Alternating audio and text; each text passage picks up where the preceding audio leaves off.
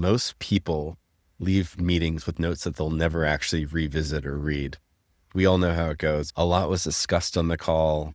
And maybe if you're in like the more sophisticated users, you're using an AI call note taker that will at least summarize the meeting, extract to-dos and stuff.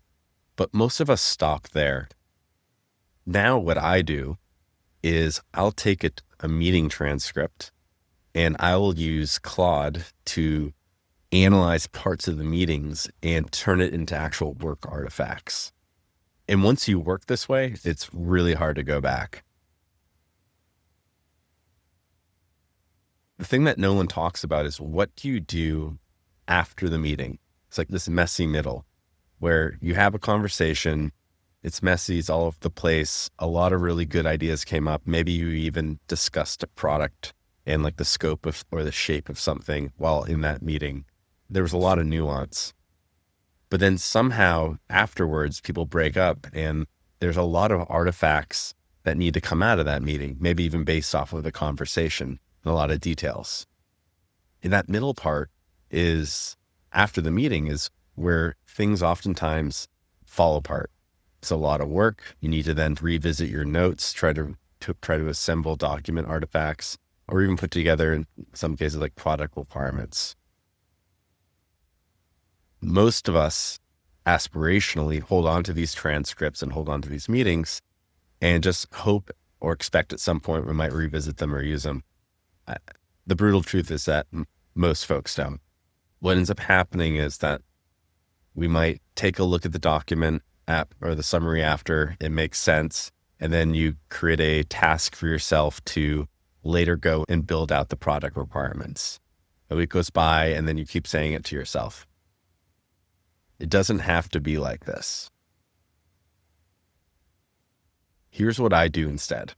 After any call that matters, I let AI pull out the meaning of it.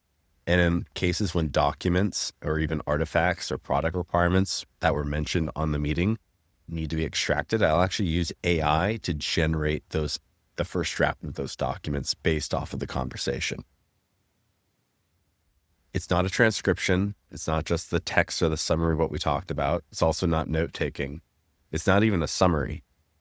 What you actually want is decisions and requirements that came up in the meeting combined with research about what you discussed, open questions, and things that need to be basically next actions that need to be figured out beyond just what you discussed during that call.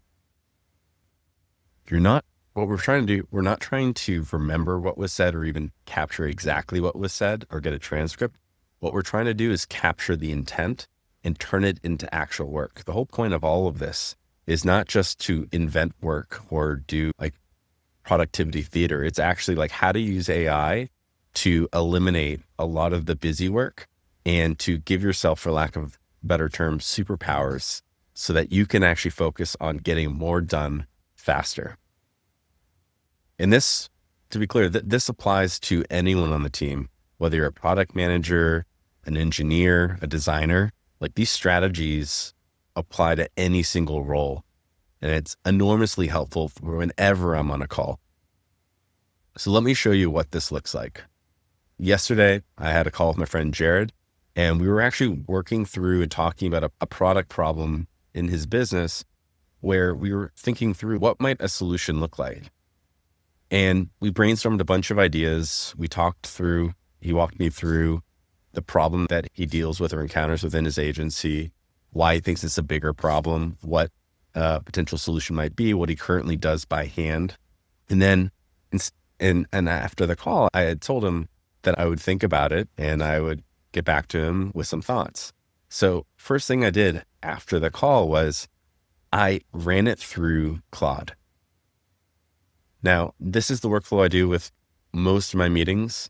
The call was recorded. I use Fireflies as my note taker. And a big part of that is because Fireflies has an MCP. I won't go into the technical details of what an MCP is, but you can think of it as an API that enables AIs to talk to each other.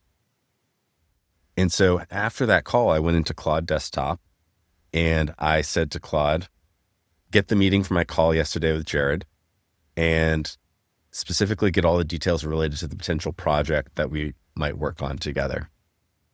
Claude then went, using natural language, went to Fireflies using the MCP, found the meeting with Jared, analyzed the conversation, and found the part of the conversation that was related to the project. And it gave me an initial summary of what did he and I discuss. I then sent it a follow-up saying, that's great.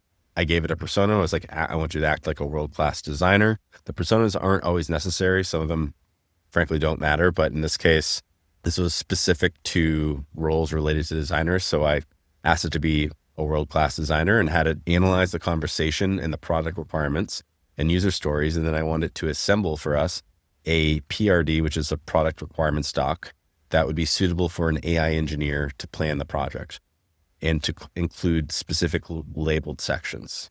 One tip that I do is I first said this in natural language. I then got a tool, basically a prompt optimizer tool. I'll link to it in the show notes, where I'll often take like a naturally spoken prompt, just me speaking. I'll paste it into that. It cleans it up, makes it into nice sort of tidy instructions that work well with an LLM, pasted it here in Claude. And then you can see that the Claude then went to work and created a formal, structured product requirements doc with user stories, product requirements, etc.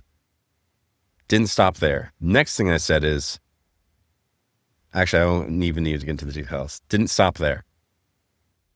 I then went in, asked some additional follow-up questions, and had it continue. We went back and forth and continued to add more context and generate the document. I then asked it to build for me a final PRD or a final version of the product requirements doc that I could download that. And then next, what I did was I opened up, this is more for a technical solution, but highly recommend it. You don't have to be super technical for it, but I highly recommend it for any teams, especially teams with engineers. I went into Claude Code and I downloaded this library called the Claude Code Requirements Builder. There's probably a bunch of these things on the internet. This is one of the better ones that I found, that basically you can give it an idea and it will build out user requirements by asking you a bunch of follow-up questions based off of the document that you give it. So just to quickly show how this works, I took the document that came out of Claude, and then after that, I went back into Claude in a fresh session. I uploaded this revised document into a fresh session in Claude. We could use in ChatGPT or Claude, and pasted this prompt where I asked it to analyze this requirement doc and to extract any non-technical product level information. And I asked and had it build out actual user stories and identify any gaps in our document where that require further clarification. Took that final requirements doc, and now I have two documents. I have the fleshed out product requirements, and then I have a separate document that is user stories, as well as missing gaps around user stories based off of the topic. So anything that's not covered, that the AI highlighted is not covered by any sort of the functionality by user stories.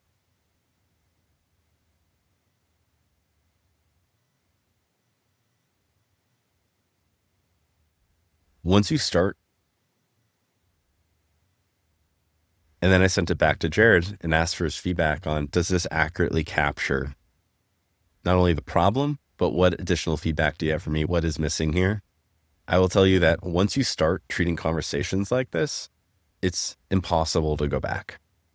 This is true leverage. And this is the thing that typically you wouldn't even necessarily bother doing by hand, and if you did by hand, it would take forever. But this is one of those things that typically will fall to the wayside on most teams because it just takes a lot of work. So you have the delay of time, as well as just the sheer amount of time, the delay of time, where it might take you a week to actually get to it, but then the amount of time required to actually do this properly. And one thing to point out here is it doesn't do the thinking for you. What a lot of this is doing is some of these prompts, they're interactive. They're asking you questions. What they're doing is they're actually pushing you and pressure testing your own thinking, as well as highlighting things in the document itself. So this is not something you just do on autopilot. I really see this as a thinking tool. And it gets an enormous amount of the busy work out of the way and just helps with the sheer velocity of how quickly you can move. Because we went from a single conversation where a lot was covered into documents that were based off of what we discussed. And now we're in a place where this document actually is in a place where we can go show it to more potential customers, build out a prototype, actually start engineering. But we were able to do that with 95% of that effort was done by AI, and then reserved the human brain for the pieces that really required a human and human judgment. If this kind of thing is interesting to you, please let me know, and I'll continue breaking down these patterns and showing exactly how I'm using AI to actually get real work done. And if you have a question or something that your team is struggling with, you can go to DearBen.ai and just shoot it over, and I'll see if I can help.